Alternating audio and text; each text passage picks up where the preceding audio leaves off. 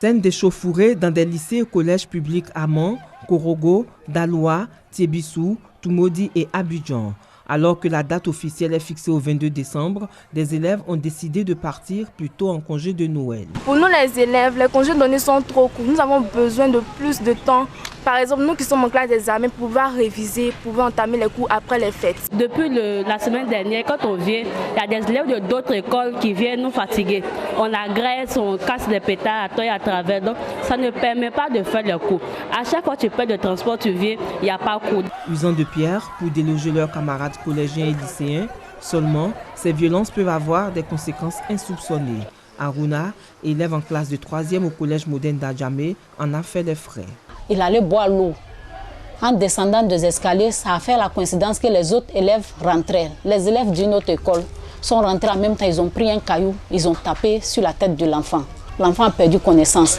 Pour retrouver toutes ses facultés, Aruna devra subir une opération à la tête. On doit opérer l'enfant parce qu'il y a le sang qui s'est accumulé dans la tête. Il y a l'os qui est descendu. Donc forcément, on doit faire l'opération. L'enfant essaye un peu de bouger ses bras, ça va un peu. Et puis il parle, mais il parle difficilement. Les responsables d'établissements désemparés ne savent plus à quel sein se vouer. L'année scolaire, une fois, 2 heures, 3 heures passées, ce n'est plus une année complète. Donc le respect du canton, c'est dans leur intérêt que le découpage a été fait, qu'ils comprennent que leur place, c'est à l'école. Au ministère de l'Éducation nationale, de l'enseignement technique et de la formation professionnelle, ministère de tutelle, on tape du poing sur la table et on annonce des mesures disciplinaires. Les sanctions seront prises.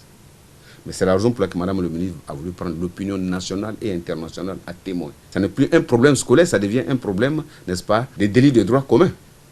Ces personnes-là répondront de leurs actes devant les juridictions compétentes.